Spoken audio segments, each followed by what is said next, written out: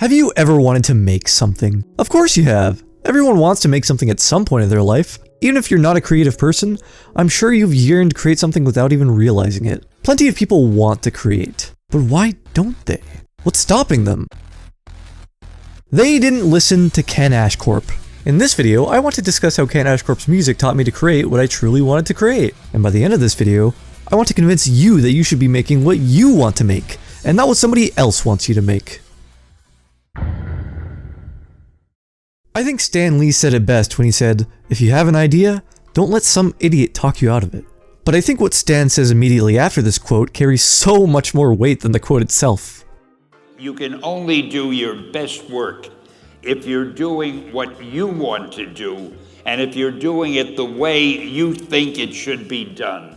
There are two important factors in finding success as a creator today. The first is the pursuit of ideas that most wouldn't think of. There is an overwhelming amount of media available today. You can't just base your idea on what already works, because people are just going to consume the media that already works. Why play a Mario clone when I could just play Mario? The second most important factor in finding success is the ability to handle criticism. And this is deeper than you might think. Your first instinct when taking criticism shouldn't be to immediately fix what is being critiqued. Your first instinct should, instead, be to evaluate the criticism that you're facing, and see if you agree with it. Let's say someone says my character's hair feathers don't make sense. Technically, they're correct. If my style obeyed the rules of perspective, the hair feathers should be drawn in the middle of my head. Okay, that's a valid criticism.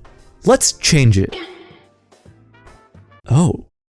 You see, sometimes just because you do something the correct way, the way that most people imagine, doesn't mean you'll always end up with an appealing result. So it's okay to experiment with criticism and see what you think, but in the end product should entirely be the result of your own decisions, and not somebody else's. The TLDR? Criticism should be something you consider, not something you heed as gospel. So, what did any of that have to do with Ken Ashcorp? Well, what if I told you I'm a British guy who wants to make overly sexual songs about video games and anime? Would you want to listen to my music?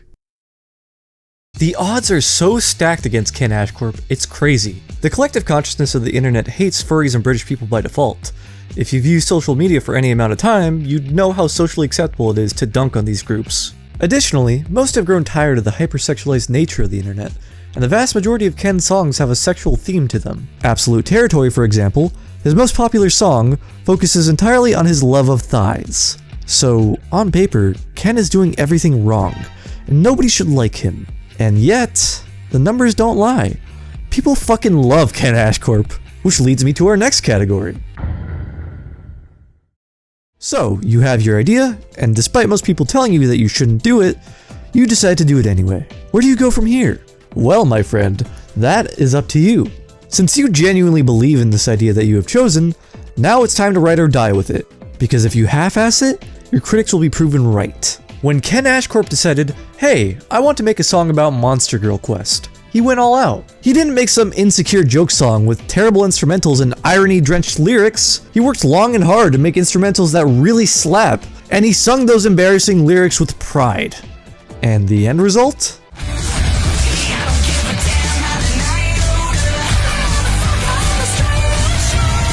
An absolute fucking banger of a song with somewhat problematic lyrics for the majority of the internet. But who cares? Execution is all about being completely unfazed by the judgmental glare of society. If you already know you're in the wrong when producing a piece of art, then fuck it. Be in the wrong and own it. If you can't embrace your own ideas and see them through, how do you expect anyone else to enjoy them? When creating art, you need to be able to be confidently weird. And that is something that I've struggled with myself for years now. I've been weird my entire life, that much is true. However, I don't think I've been confident in my weirdness. Oftentimes, I would find myself changing both my art and my personality for the sake of others. Oops, my friends think anime is cringe. Guess I'm not allowed to watch it anymore. Oops, I think I might have drawn this character's boobs a bit too big. Better reduce the size so nobody thinks I'm a gooner. What's that? Twitter found out about the coffin of Andy and Lele and they don't like it. I guess it's time to stop making cartoons about it. You need to kill the part of you that fears being cringe.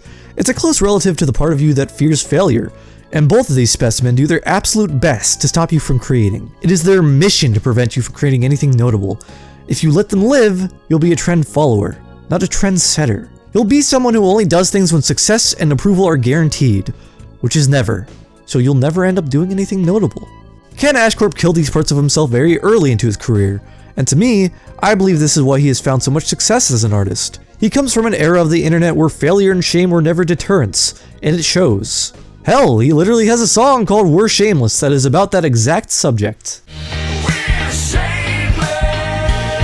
Ooh, I love it all. You might think I'm kinda crass, but baby, you can kiss my ass. We're shameless.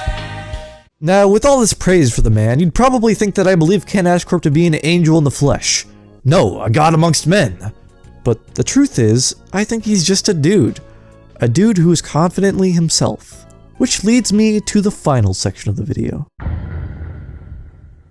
In case it isn't clear already, I think the majority of people put far too much stake in what others expect of them. Everything I'm saying in this video should be obvious. And I feel like prior to the modern day internet, it was. But now?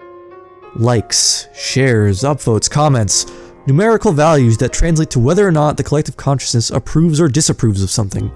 Ah shit, I said something that the echo chamber of Reddit didn't agree with. Now my comment is hidden from discussion and I have a karma deficit. Better avoid voicing a controversial opinion now. On the flip side, maybe I have an absolutely lukewarm take. The vast majority of people agree with me, it's not an original idea in the slightest, but I post it anyway. And I get positive feedback as a result. People silently like my post, retweet it, and if I'm lucky, they reply saying, "So true." The numbers go up, I get my dopamine hit from them, and I subconsciously realize that I can continue to receive happy juices if I just copy what everyone else approves of. Even if you are somehow able to overcome the irresistible human temptation of approval, there are still economic factors at play that encourage artists to be trend followers more than trend setters. Want to make a career out of creating art deeply personal to you? Get in line, buddy. There's millions doing that already. You'll be at it for years before you see any amount of money doing that. But hey, if you draw every flavor of the month waifu from now till the end of time, we will fund every single living expense you could possibly imagine. How's that for motivation to do as the collective consciousness demands? Creating for yourself is not only a risk socially, but a risk financially, to the point that I don't even blame most for succumbing to the pressures of both.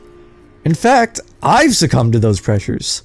Do you really think I make booby animations out of passion because I was doing what I truly wanted to do? Do you think I sincerely believe this was a good use of my animation skills? If the answer is not obvious, then you've probably been watching this video with mute up to this point. The point I'm trying to make here is that approval can be just as detrimental to your art as disapproval. You ever notice how in the past 20 years, mainstream media has seen a drought of original series? It's just an endless shitstorm of sequels, remakes, and adaptations?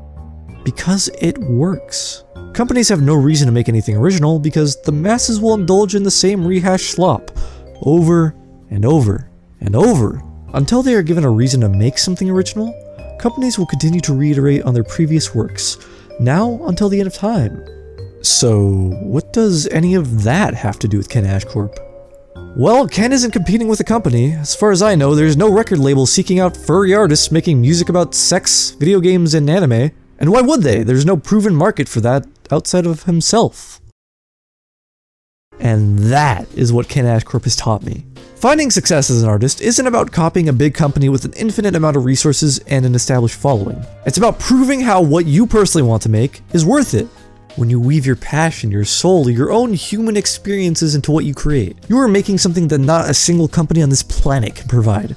You are creating something that AI will never be able to replicate, no matter how much data it gathers.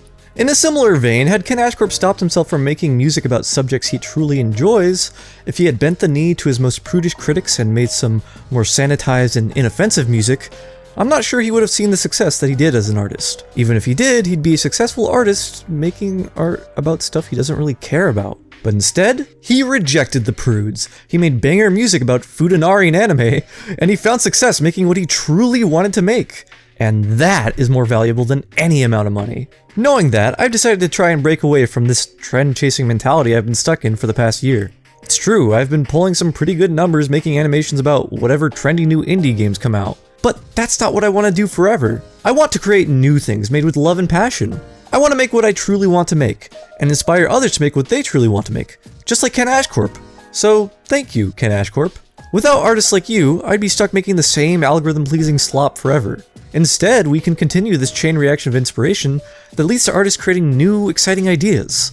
And that's a beautifully human thing. Oh, also, I think your panda has a nice butt. Thank you all for watching. If you enjoyed the video, consider liking and subscribing. All of these things will help me continue making what I truly want to make. And if you hated the video, explain why in the comments section below, and I will consider your criticism. Either way, I'm gonna go listen to some Ken Ashcorp. Peace.